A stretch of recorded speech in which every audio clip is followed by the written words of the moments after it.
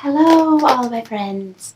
It's just your friendly neighborhood ASMR mum back with chapter 3 of Harry Potter and the Sorcerer's Stone. So, plop down, have a sip of your favorite beverage, and grab a blanket. Sit back and enjoy. All right.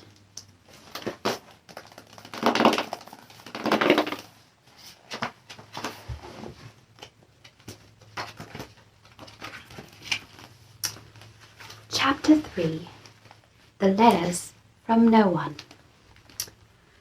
The escape of the Brazilian boa constructor earned Harry his longest ever punishment. By the time he was allowed out of his cupboard again, the summer holidays had started, and Dudley had already broken his new Cine camera, crashed his remote control aeroplane, and, first time on his racing bike, knocked down old Mrs. Fig as she crossed Privet Drive on her crutches. Harry was glad school was over, but there was no escaping Dudley's gang, who visited the house every single day. Piers, Dennis, Malcolm, and Gordon were all big and stupid, but as Dudley was the biggest and stupidest of the lot, he was the leader. The rest of them were all quite happy to join in Dudley's favourite sport, Harry hunting. This was why Harry spent as much time as possible out of the house, wandering around and thinking about the end of holidays, where he could see a tiny ray of hope. When September came, he would be going off to secondary school, and for the first time in his life, he wouldn't be with Dudley. Dudley had a place at Uncle Vernon's old school, Smeltings. Piers Polkiss was going there too. Harry, on the other hand, was going to Stonewall High, the local comprehensive. Dudley thought this was very funny. "They stuff people's heads down the toilet first day at Stonewall," he told Harry. "Want to come upstairs and practice?" "No thanks," said Harry. "The poor toilet's never had anything as horrible as your head down it. It might be sick." And he ran before Dudley could work out what he'd said. One day in July, Aunt Petunia took Dudley to London to buy his Smeltings uniform, leaving Harry at Mrs. Fig's. Mrs. Fig wasn't as bad as usual. It turned out she'd broken her leg tripping over one of the cats, and she didn't quite seem as fond of them as before. She let Harry watch television and gave him a bit of chocolate cake that tasted as though she'd had it for several years. That evening, Dudley paraded around the living room for the family in his brand new uniform. Smeltings boys wore maroon tailcoats, orange knickerbockers, and flat straw hats called boaters. They also carried knobbly sticks used for hitting each other while the T-shirts weren't looking. This was supposed to be good training for later life. As he looked at Dudley in his new knickerbockers, Uncle Vernon said gruffly that it was the proudest moment of his life. Aunt Petunia burst into tears and said she couldn't believe it was her equal Duddykins. He looked so handsome and grown up. Harry didn't trust himself to speak. He thought 2 of his ribs might already have cracked from trying not to laugh. There was a horrible smell in the kitchen the next morning when Harry went in breakfast. It seemed to be coming from a large metal tub in the sink. He went to have a look. The tub was full of what looked like dirty grey rags and water. "What's this?" he asked Aunt Petunia. Her lips tightened, as they always did if he dared to ask a question. "Your new school uniform," she said. Harry looked in the bowl again. "Oh," he said.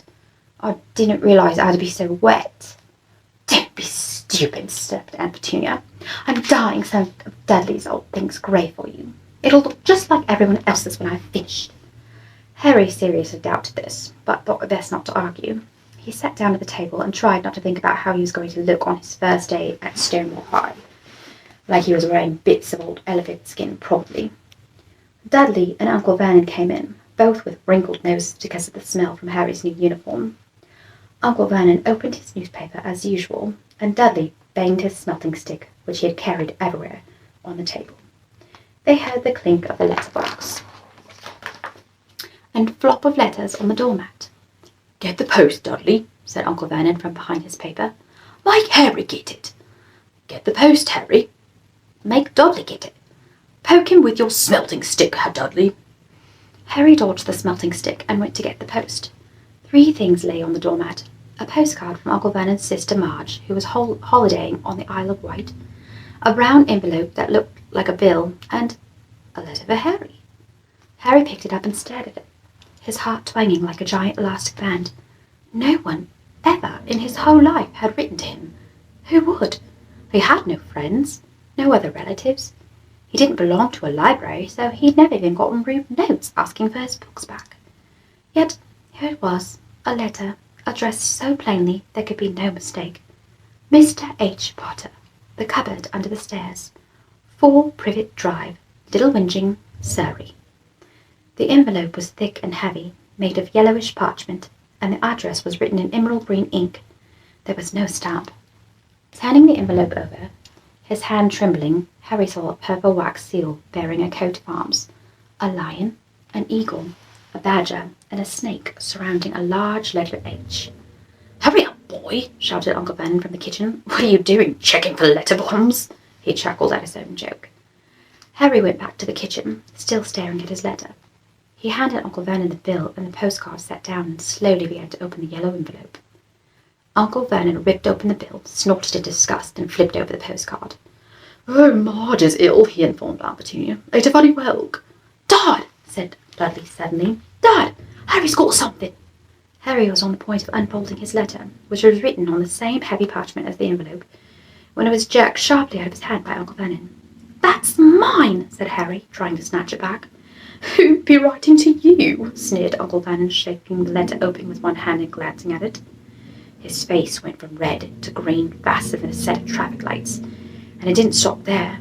Within seconds, it was the greyish white of Old Porch. "Petunia," he grasped. Dudley tried to grab the letter to read it, but Uncle Vernon held it high out of his reach. Aunt Petunia took it curiously and read the first line. For a moment, it looked as though she might faint. She clutched her throat and made a choking noise. "Vernon! Oh my goodness, Vernon!" They stared at each other, seeming to have forgotten that Harry and Dudley were still in the room.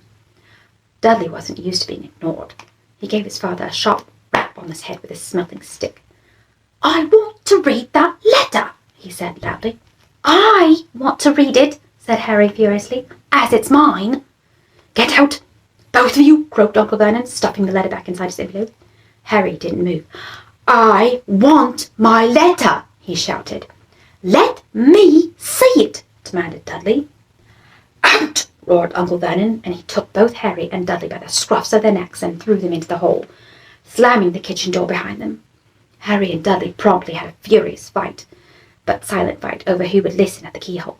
Dudley won, so Harry, his glasses dangling from one ear, lay flat on his stomach to listen at the crack between the floor and the door. "Vernon," Aunt Petunia was saying in a quivering voice, "look at the address. How could they possibly know where he sleeps? You don't think they're watching the house?" "Watching? Spying?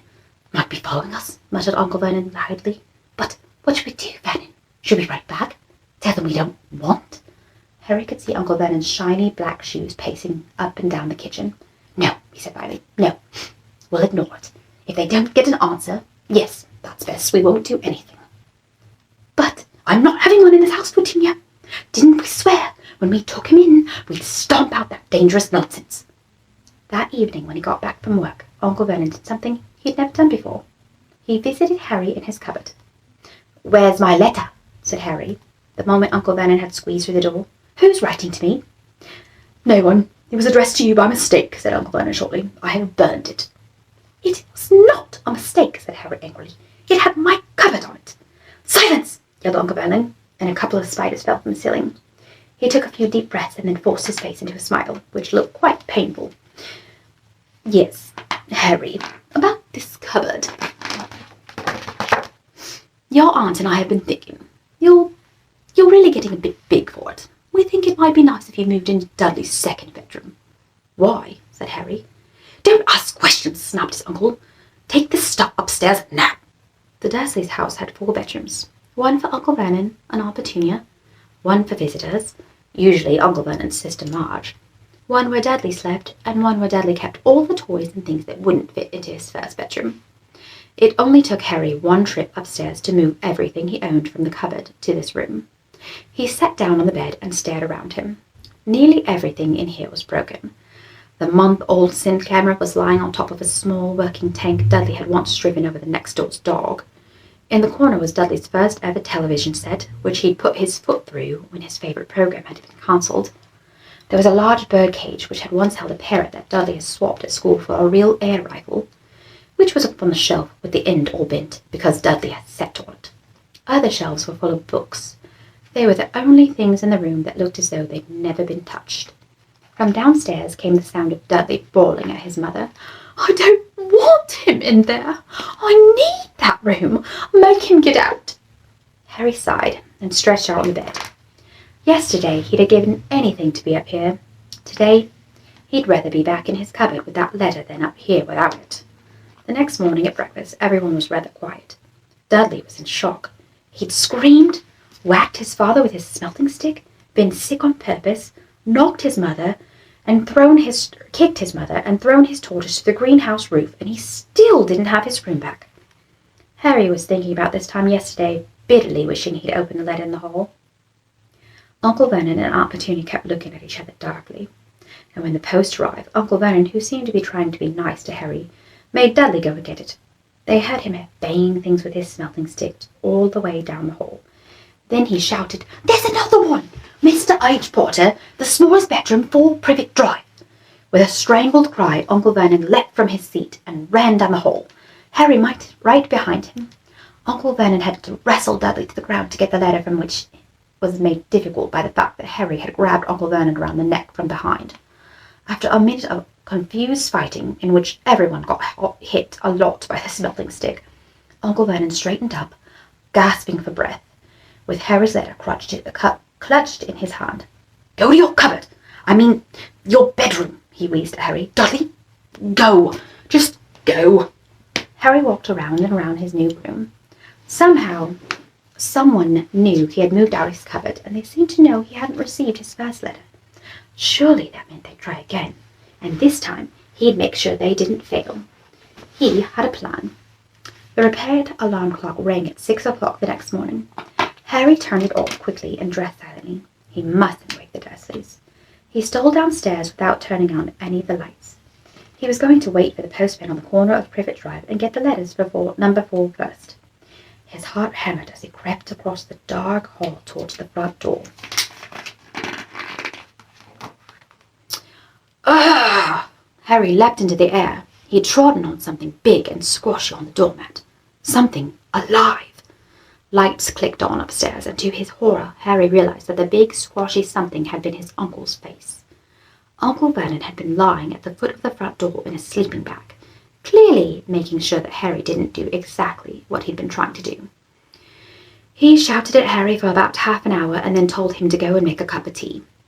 Harry shuffled miserably off into the kitchen, and by the time he got back, the post had arrived, right into Uncle Vernon's lap. Harry could see 3 letters addressed in green ink. "I want," he began, but Uncle Vernon was tearing the letters into pieces right before his eyes. Uncle Vernon didn't go to work that day. He stayed at home and nailed up the letterbox. "See," he explained to Aunt Petunia, through a mouthful of nails, "if they can't deliver 'em, then they'll just give up." "I'm not sure that'll work, Vernon." "Oh, these people's minds work in strange ways, Petunia. They're not like you and me," said Uncle Vernon, trying to knock in a nail with a piece of fruitcake Aunt Petunia had just brought him. On Friday, no fewer than 12 letters arrived for Harry, and as they couldn't go through the letterbox, they had been pushed under the door, slotted through the sides, and a few even forced through the small window in the downstairs toilet. Uncle Vernon stayed at home again. After burning all the letters, he got out a hammer and nails and boarded up the cracks around the front and back doors so no one could go out.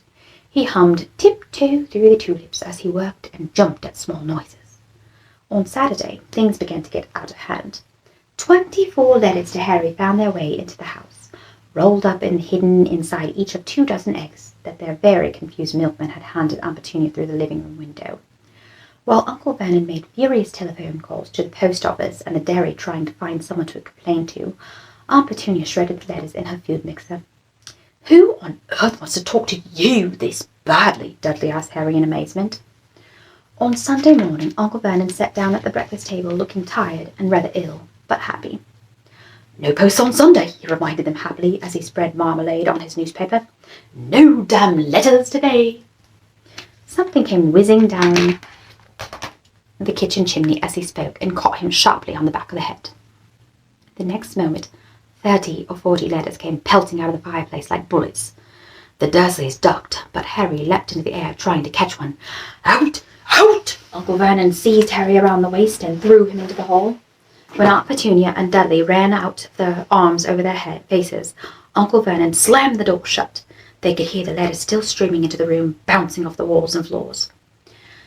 "That does it," said Uncle Vernon, trying to speak calmly, but pulling great tufts out of his moustache at the same time. "I want you all back here in 5 minutes, ready to leave. We're going away. Just pack some clothes, no arguments." He looked so dangerous with half his moustache missing that no one dared argue. 10 minutes later, they had wrenched their way through the boarded-up doors and were in the car, speeding towards the motorway. Dudley was snivelling in the back seat. His father had hit him round the head for holding them up while he tried to pack his television, video, and computer in his sports bag. They drove and they drove. Aunt Petunia didn't dare ask where they were going. Every now and then, Uncle Vernon would take a sharp turn and drive in the opposite direction for a while. "Shake 'em off. Shake 'em off," he would mutter whenever he did this. They didn't stop to eat or drink all day, and by nightfall, Dudley was howling. He'd never had such a bad day in his life. He was hungry. He'd missed 5 television programs he wanted to see, and he'd never gone so long without blowing up an alien on his computer. Uncle Vernon stopped at last outside of a gloomy-looking hotel on the outskirts of a big city. Dudley and Harry shared a room with twin beds and damp, musty sheets. Dudley snored, but Harry stayed awake, sitting on the windowsill, staring down at the lights of passing cars and wondering. They ate stale cornflakes and cold tinned tomatoes on toast for breakfast the next day. They had just finished when the owner of the hotel came over to their table. "Excuse me, but is one of you Mr. H. Potter? Only, I've got about 100 of these at the front desk." She held up a letter so they could read the green ink address. "Mr. H. Potter, room 17, Railview Hotel, Coaksworth." Harry made a grab for the letter, but Uncle Vernon knocked his hand out of the way.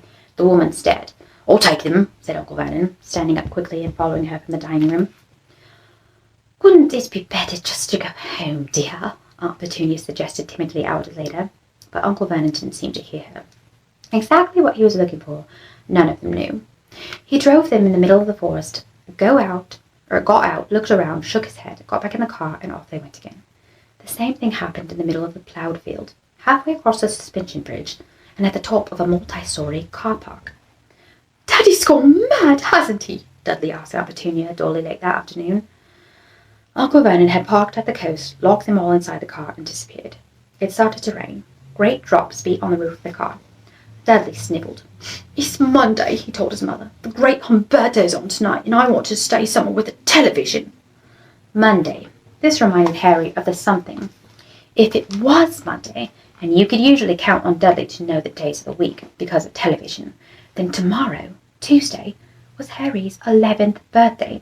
Of course, his birthdays were never exactly fun.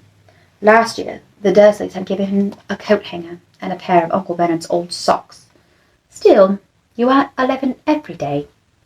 Uncle Vernon was back, and he was smiling. He was also carrying a long, thin package, and didn't answer Aunt Petunia when she asked what he'd bought.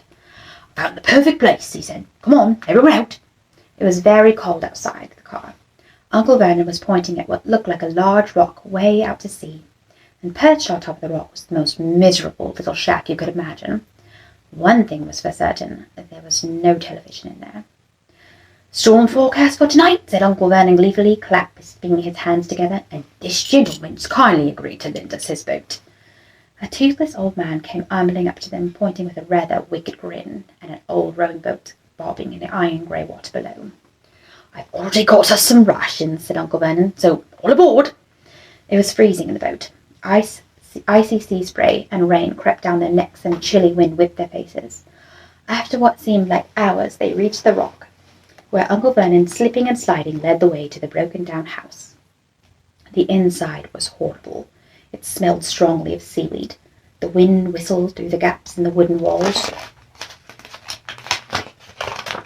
and the fireplace was damp and empty, and there were only 2 rooms. Uncle Vernon's rations turned out to be a packet of crisps each and 4 bananas. He tried to start a fire, but the empty crisp packets just smoked and shriveled up. "Could do with some of those letters now, eh?" he said cheerfully. He was in a very good mood. Obviously, he thought nobody stood a chance of reaching them here in a storm to deliver the post. Harry privately agreed. though the thought didn't cheer him up at all.